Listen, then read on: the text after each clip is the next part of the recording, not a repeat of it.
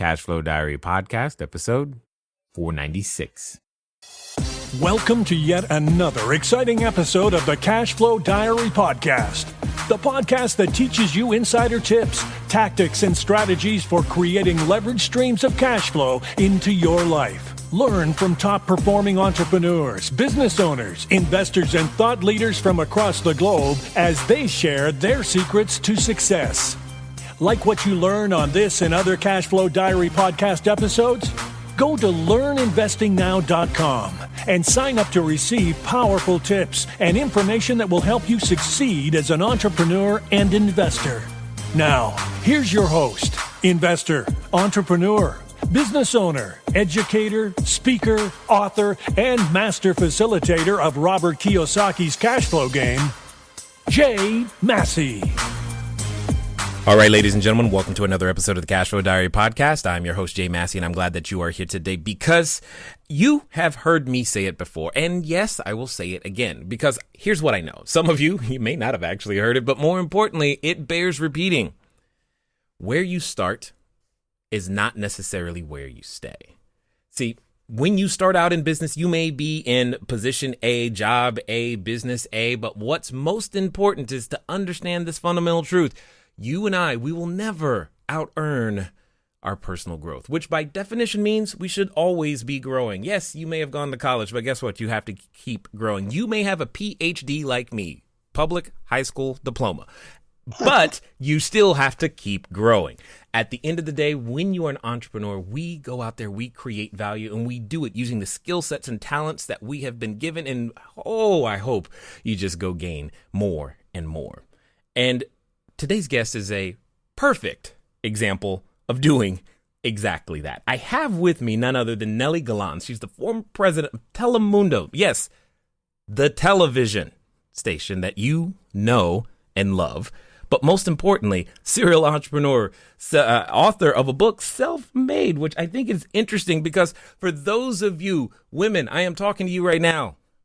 Please, you know how I feel. I love it. Being a father of 3 daughters, I want more women entrepreneurs, and you're going to listen to one of them. You're going to hear from one of them today, which I'm pretty excited about it. And for those of you like myself who can feel that you are climbing this uphill battle just because of the way you may look, at the end of the day, I think today is going to be a source of inspiration for you. But what's really cool is that Nely's not done growing. She's going to share that journey with you and I. And most importantly, I hope you are ready to listen. I hope you are ready to learn and definitely love Nely Galan. Nely, how you doing? I'm doing great. I'm so excited to hear a little bit of your story too, because I think what you said is so right on the money, which is it doesn't matter where you begin and it doesn't matter what obstacle course you've been through in your life.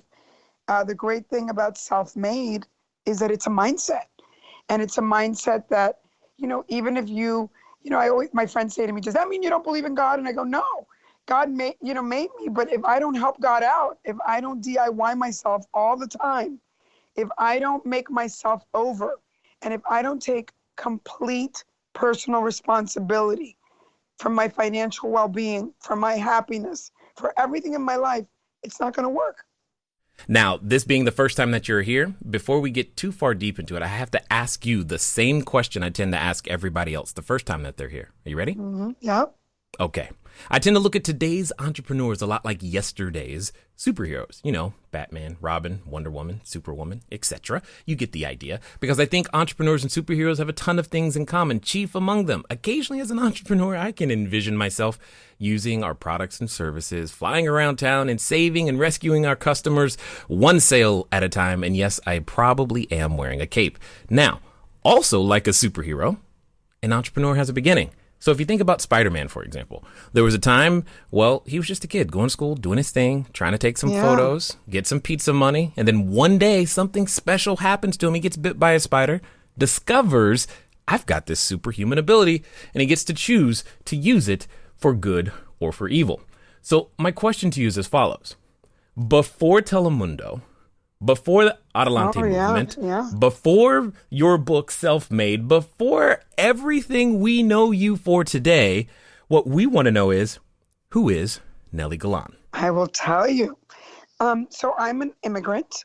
My parents fled communist Cuba when I was 4 years old, and I got to the United States. My poor parents lost everything from one day to the next and really left Cuba like so many political refugees, and we're seeing today in the news, in a very terrible situation where the banking system had collapsed and all the money was gone, and where there was no longer freedom of speech, where people who talked against the government were put in jail. And so we escaped. And when we came here, my parents were, and I think it's important to tell this story because I do think in America, we don't, a lot of especially my African-American friends say to me, why are Latinos so quiet? And I really get that because I feel so bad that African-Americans have to be the voice for everyone. But most of us that come from Latin America or countries in the Caribbean have had such trauma that when we come here, first, we're grateful, we're just even somewhere else. And then, your parents have a lot of trauma. So I grew up with parents that were like, stay, just keep everything low key, don't speak up, be quiet, you just don't rock anything. We don't want to ever get kicked out. And I was really like the little translator, the therapist, the accountant from the time I was 5. And very much an introvert, quiet person. I think, people that know me, they go, my God, you're a beast. And I go, well, voices are cultivated over time. I was very shy and introverted, but I did have my superhero moment. I think in the 7th grade, my parents saw that I was very good in school, and a lot of Latino and immigrant people bet on a horse. Like they decide, we have multiple kids, this one's really smart, let's invest in this one because this one, if you're an athlete or if you're smart, they think, you're going to take care of the whole family, which we do. And my parents invested in me by sending me to all-girl Catholic school, which at that time they thought was the good prep school to get into college. And I was going to this middle school, but I'd overhear my parents at night, like many immigrants do, saying, what are we going to do? We can't afford the school. Oh my God. And they were worrying about it.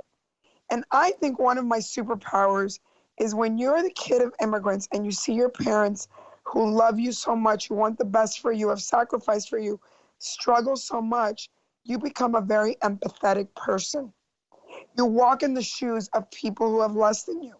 And you realize that, oh my God, my parents have gone through so much. And I'd overhear them. And all I would think is, oh my God, what am I going to do? I have to help my parents. They can't handle it. They don't know. And there was I lived in a town in New Jersey called Teaneck, New Jersey, which was mostly Black and Jewish. And I had this little neighbor down the street. It was an old Jewish lady, and she sold Avon. And she said to me, honey, why don't you sell some Avon in school and I'll give you some free lipstick? And I was kind of like, I'm not going to go sell Avon. But at that moment, I thought, I gotta go talk to that lady and cut a better deal. That's my mind. I thought, I need to get money. Forget free lipstick. I don't want the lipstick. I want money. And I went to her, and I had watched a TV show, and it said, the deal is 50-50. And so I said to her, I'll sell Avon, but it's got to be 50-50. And she's like, okay. And the first week I sold Avon in the 7th grade out of my locker, I made $200. Yes. And, immigrants are really good salespeople. And after a month, I made $800. Mm-hmm. And I started paying down my tuition. But then I had another problem, which is my dad is this very proud, macho Latino guy. And I thought, my dad cannot find out that I'm paying for the school. So I went to the head nun, and I said, listen, you got to send home a letter, make something up, I don't care, whatever. I bring the letter home, and my mother says to my father, what does this letter say? And my father goes, your daughter is a genius, and I told you, Jesus will help us after all. And he was like, that was it. He was so happy because he felt like Jesus had helped us. And I was like, okay, I can solve any problem from this moment on. Wow. There's so many things that I love about this story that it's amazing because to hear you talk, there's so many lessons that I think many people have already picked up from this, from just the hustle. I mean, you can't start too young, and this has been common amongst many people who have been on the show, is that we all find a way to sell something at an early age, and the initial deal is never good enough, so we always got to make it better. But there's something I want to touch on for a second. You said, you mentioned being an immigrant, fleeing a difficult situation between the political refugees and just the understanding the emotional climate that you grew up in. Would you consider that your unique advantage? Absolutely. Today? Yeah. Yes, okay. Absolutely. I mean, I think I always say before I say anything else, I'm an immigrant. I think being an immigrant gives me values that most people in America have forgotten. I'm grateful. Well, like what? What values in particular? I think I'm grateful. I don't think that anybody owes me anything. I have to go do it myself. I think that I feel that there is no job that is beneath me even today. I think that, I can do anything I want to do. And I know that life is worse. Like, we complain about this country, and boy, are things tough right now in this country. And it's very painful. But guess what? They're worse in other countries. And also, I believe that when you love your country, when you love something so much, like I do, that you fight for it. And that doesn't mean you're quiet and you're wimpy and you sit around and just take it. No. You fight for things you love. So let me ask this question then. Well, what are you fighting for today? Well, I think today, first of all, I wrote the book Self-Made because I so believed that no one was telling the story of people like us. Not people that, I didn't go back to school till I was 45 because I had to finish. I could not go to school. My parents couldn't pay for me to go to college. And so I was able to give myself my own education at 45. So the truth of the matter is, and I didn't go to college because I needed to go to college to make money. I went to college because I really wanted to learn. So I think that today, I just feel like there's such a divide in this country. And we've people have stopped being compassionate about what it is to be someone that comes to this country and really fights and really loves and really gives more than anyone to this country. And it makes me sad. And so I feel the need to constantly remind us of the stories of all these immigrants, of all people that really this country's made of people that have come from other countries and have really worked very hard to make it what it is. So let me ask this question, because I'm sure you've gotten this before, and I'm curious to know myself. Your journey, did you just wake up one day after the 7th grade and go, you know what? No. I want to win an Emmy and be a president of a TV station. What was that? I'm glad you mentioned it, because another traumatic thing happened that set me in that path. I mean, I would have never in my wildest imagination ever thought I would work in television, or that wasn't even a possibility. Right. I think what happened is, in that same school, in my sophomore year in high school, I was accused of plagiarism. I wrote a story for school, and one of the nuns said to me, "I think this is an Ernest Hemingway story, and I don't think you wrote it." And I guess I should have been complimented that somebody thought I was writing like Ernest Hemingway. But that's not how you interpreted that situation, is it? No. No, and I really felt victimized. I felt profiled, like I was only one of 3 Latino kids in a school, and I was accused of plagiarism, and I was such a goody two-shoes that I would never plagiarize anything. And I was suspended from school for 3 days while they investigated. Wow. And I went home, and I told my parents, and they took the side of the nun. They were like, it doesn't matter. Just ask for forgiveness. It doesn't matter if it's true or not. Life isn't fair. Blah, blah, blah. And I was like, man, what's wrong with these people? I had come to the United States. It was the generation after Martin Luther King, the generation after Gloria Steinem. I felt like I had so many rights, and I felt like that's why my parents brought me here. And my parents were kind of really wimpy, and I was wimpy. I mean, I was told every day, keep your head down and don't speak up. And I'm blessed because in my anger to the nun, I called the Board of Ed of the state of New Jersey. And thank God, I always say this, this is why I have such a great relationship with African Americans. An African American man answered the phone, who was the head of the board, the Board of Ed. And I said, can these nuns do this? And he said, yes, they can. It's a private school, but you don't have to take it. I can get you an interview with a reporter in your local paper. Yes. And this man was more empowered than my parents. And I felt like for once I saw someone of color that was telling me that I was right, that I had rights. And so in that moment, I became impulsive and I did the interview with the newspaper. And it was very shocking because the next day it came out and it said, Cuban girl gets expelled for First Amendment issue. Huh. And it was like, wow, that's escalation. It's escalation. Yeah. Woo! Yeah. And in that, by the way, that same weekend that all of that happened, I wrote an article to 17 magazine about why you shouldn't send your kid to all-girl Catholic school, because that was the magazine that I loved at the time. And I just sent it in. Anyway, the whole thing was like a big drama. It was a big thing. It became a drama in the school. My parents and I had to go to the school, and then the nun, as soon as the article came out, the nun was like, no, I mean, I'm sorry, you got an A. What, you didn't plagiarize, and I don't know what the big deal is. And then she said, and then the head nun said, you're such a great student. In fact, you're so good. We're going to graduate you a year and a half early. Okay. So they got rid of it. Yeah. But here's the happy ending of the story. The article, the thing, all of this stuff was so crazy that 17 magazine called me and they said, we got your article. We're going to publish your article. We love that you're fighting back, that you're one of those kids that fights back.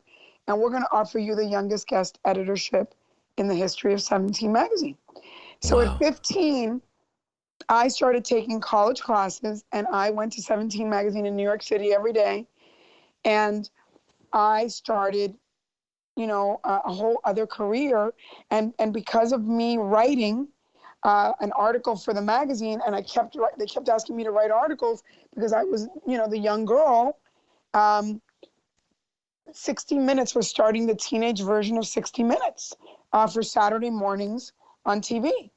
And somebody called me and they said, would you like to audition to be one of the reporters?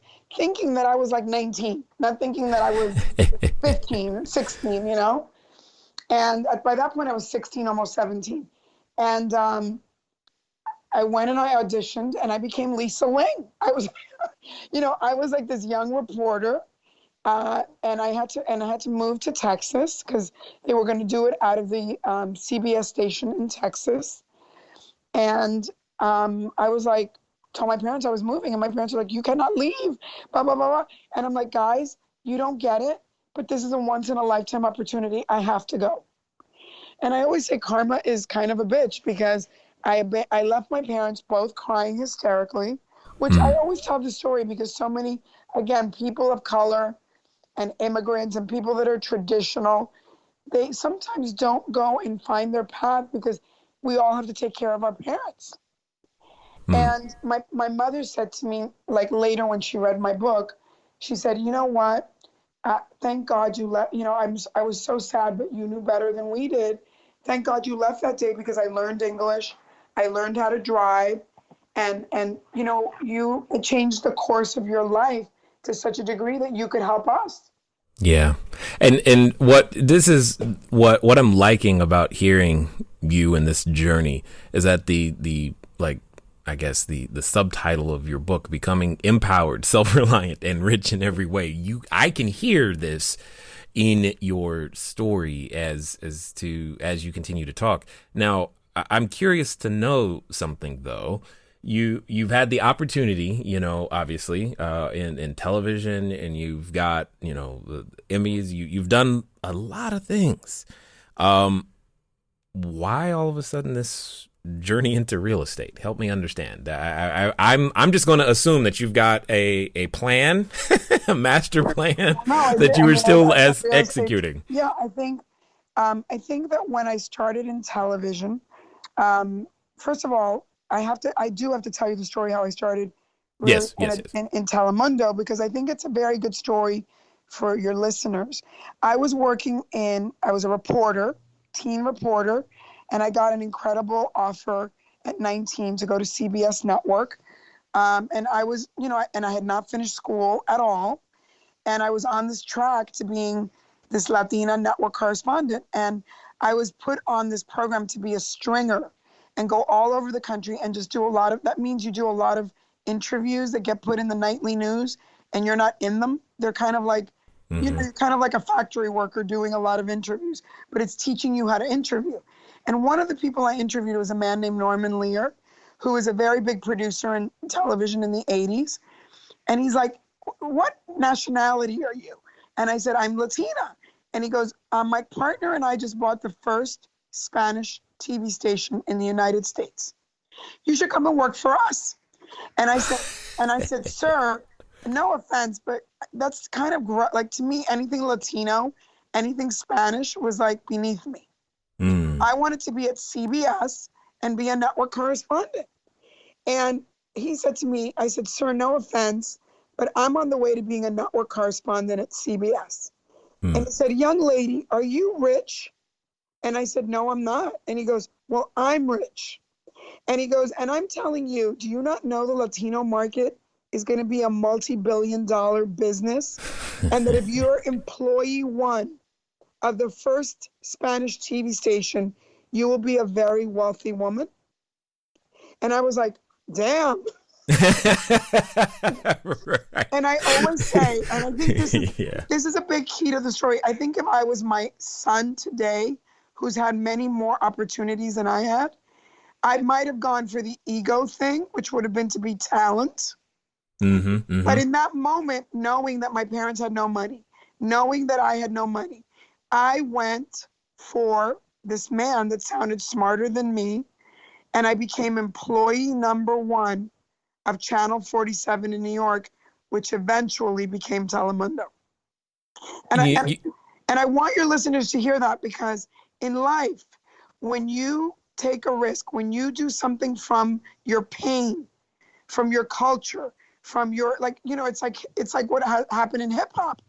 When I made that decision, to this day, I think it was the greatest decision that has impacted my life for the rest of my life.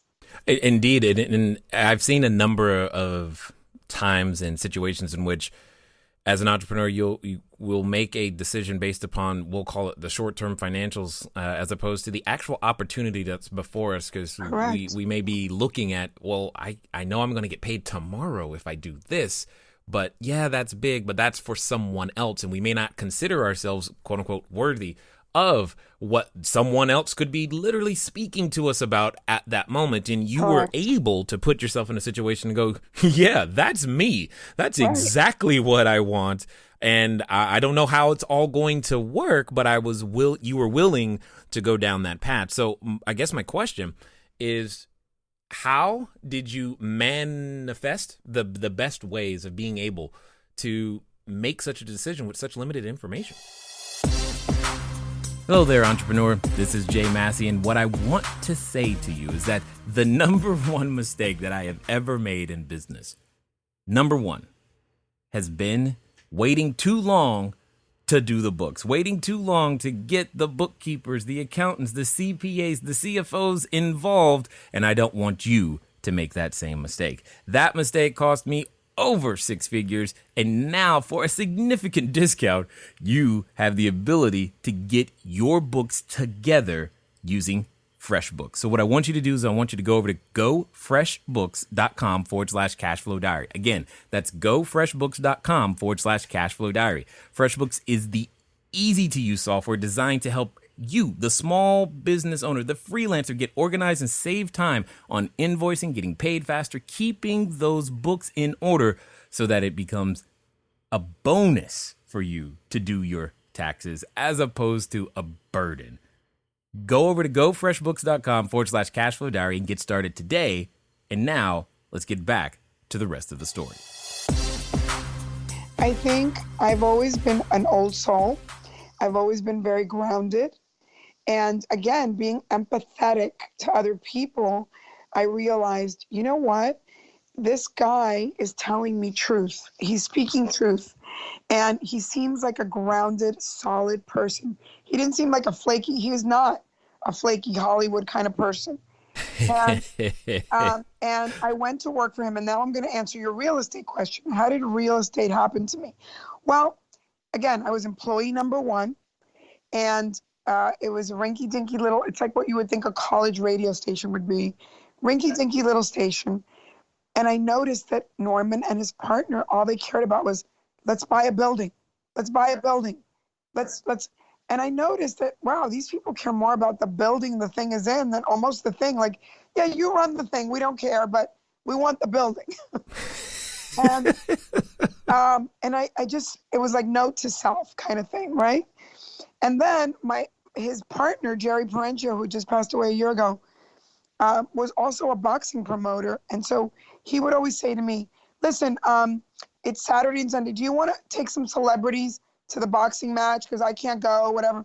And that's how I met everyone in Hollywood. Like, I worked running the station 5 days a week. And on the weekend, I was the schlepper that took celebrities and executives to boxing matches. And I would overhear everyone's conversation. And I think that's another thing that's important to tell your listeners is everybody goes, I need a mentor. I need a mentor. If you ask people, can you be my mentor? It's off-putting. It's like they have say that again. People don't have enough time in their lives to be mentors to a million people.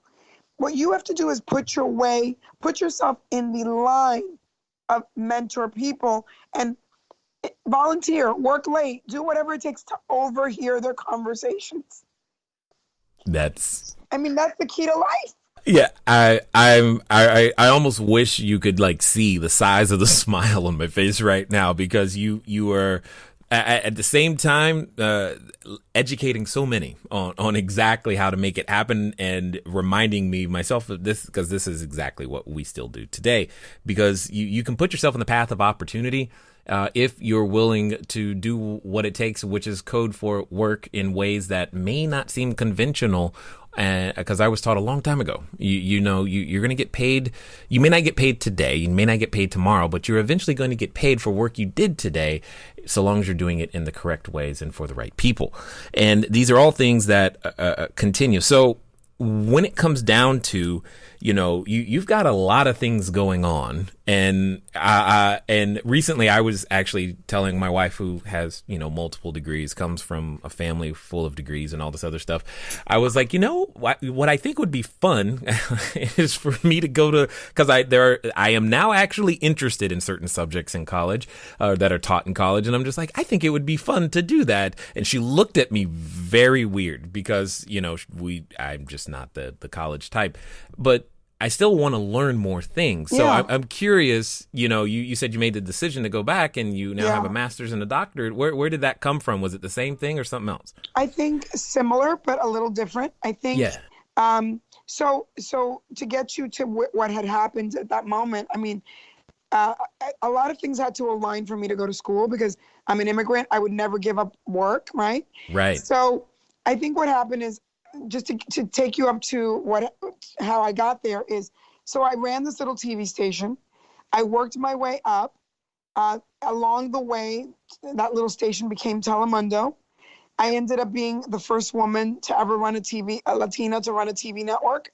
And while I was in, it was not easy to do all this, because even though I was employee one, along the way, a lot of, here I was in the Latino market, all of a sudden white people got excited about the Latino market.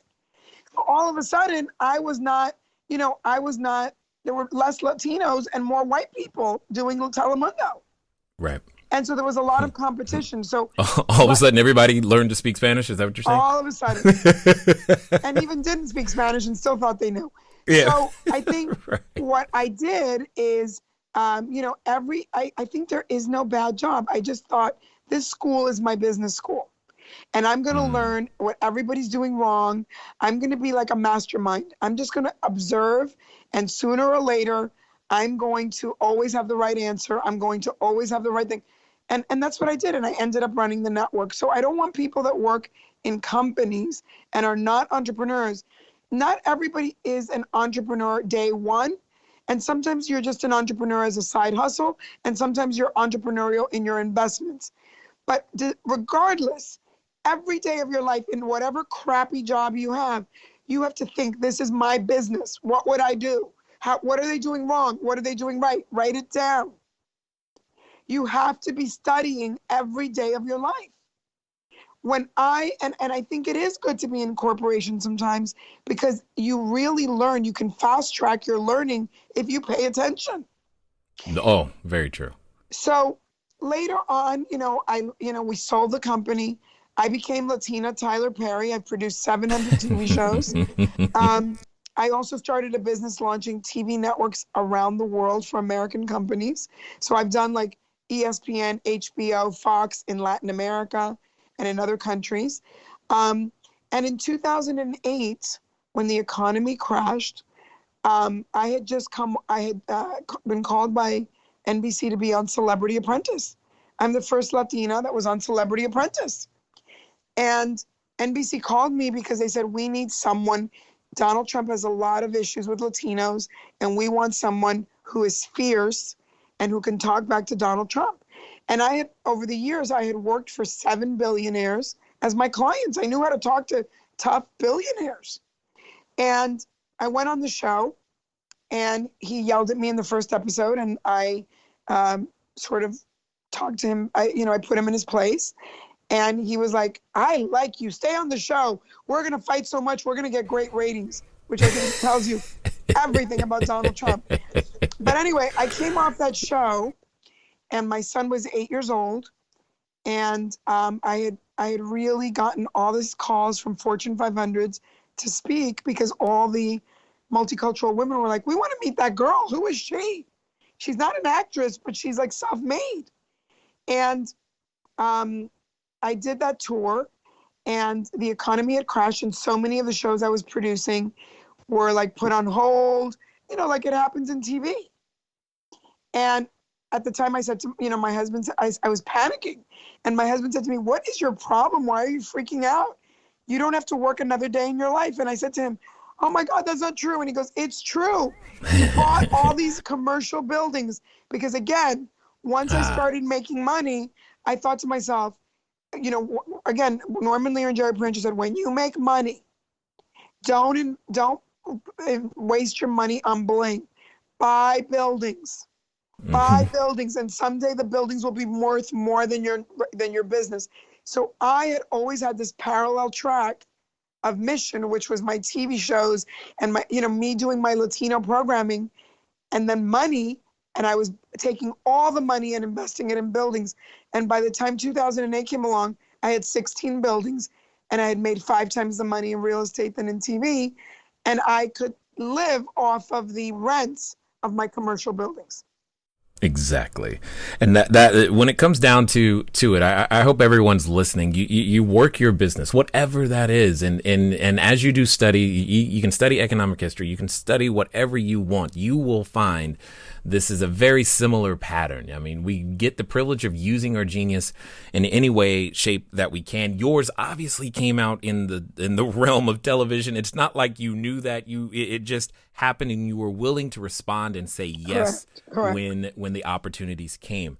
But I have a question for you, because this is something I know I still feel today, and I'm wondering if you've had any sort of experience here, because there comes this point at which those in your community, the Latino community, can probably begin to look at you and they begin to place their, we'll say, maybe inappropriately or appropriately, place their hope in you. And now you can feel, at least I feel, a very large sense of responsibility. Yeah, I'm curious if that's something you've ever had to handle or deal with in any way, shape, or. I mean, I think I have, but I think, just to go back to your question about school, I think the school thing changed my life. Here's what happened. My son, Okay. in that year, 2008, that the economy crashed, my son was 8 years old, and he's like, he didn't like school. And he goes, Mom, why do I have to go to college someday? You didn't finish college, and you've done really well. And I thought, I don't know. I mean, I didn't finish college, and I didn't go to college because of circumstances. I don't know. I mean, it worked out, and I'm not one of those people that believes college is everything. I think so much of college is a lie. And, I've met a lot of people from Ivy League schools, and they don't know what they're doing. And I personally hire all kids from community college because I think they have more fire in the belly. So I don't even believe in that myth. However, I thought to myself, I don't want him to think that him going to school, I want him to know it's his choice. It's not something that circumstance will not provide for him.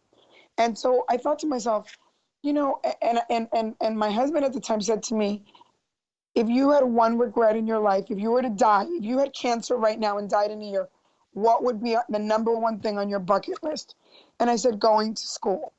I think I wanted to at least try it, right? And he goes, so try it for a year. And so I went into school, and this is very painful, but it's the truth. I went into school, and I realized that as mature as I was, as an old soul as I was, and that in career years, I was at that point like 65.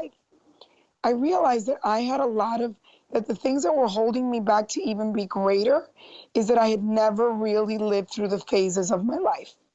Like when I went to school with all 22-year-olds and I realized they were going through what 22-year-olds go through, I realized in some ways I'm really immature.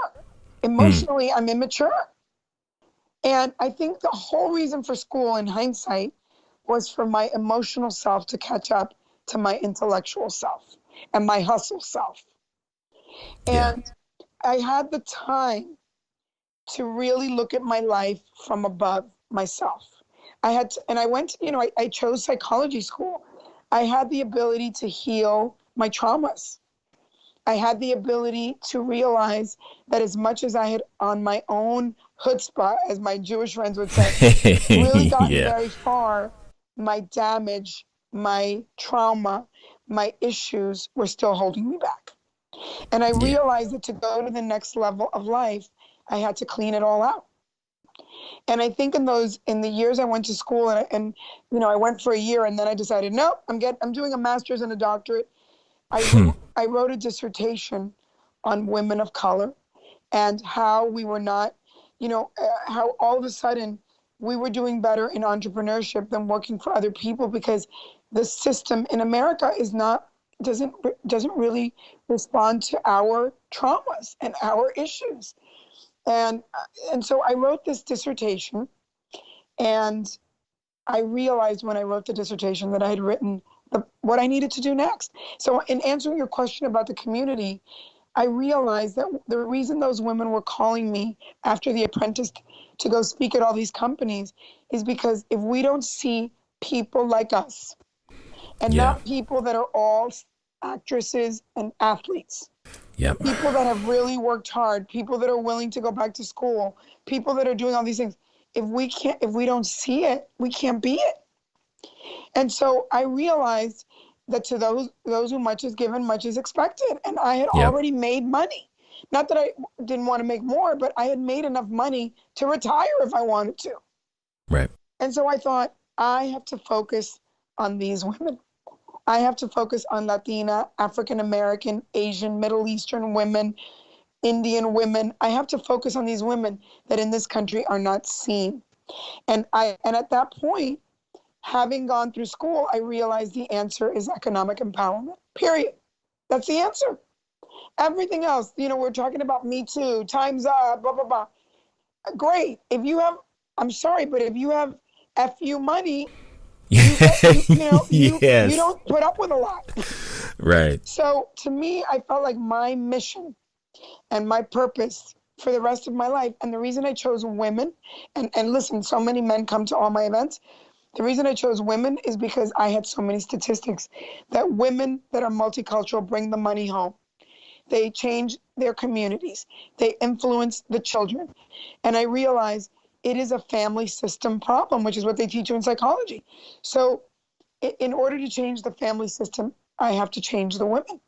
And it's not change, it's inform them of what is out there for them. Yeah, oh man, the challenge of this format is that there's never enough time. And right now I'm just like, I just want to keep going. But for those that have listened this far and want to find out more, follow you, figure out, how they might continue their journey in their own self-discovery, what's going to be the best way for them to catch up with you? Well, if you want to reach me, you can email me at info@becomingselfmade.com. And I told you that I was going to offer everyone, this is free. I don't charge people. I did a webinar series, 3-part webinar series called Self-Made Mastery. And it really is like, if you don't know anything at all about anything, you start at the bottom and you watch all 3 and you're going to know how to become self-made. So I would go for that to www.becomingselfmade.com/mastery. And go to my website. I interview all kinds of self-made people, young, old, every color, every age, every kind of profession. I do webinars. It's all free. It's my give back. Totally get that 100%. Now, as we wind down, I've got a final question for you because I think your answer is going to challenge a number of the people that are listening. In fact, there's a number of people listening right now who they've reached what I like to call the precipice of decision. It's that point at which they go, oh, you know what? If Nely did it, I can do it. And they've been listening this far and they're secretly cheering as they're running on the treadmill going, yeah. But at the same time, like I know, when we reach these moments of decision, we often have a companion, and that companion comes in the form of a voice. It's a voice that reminds us.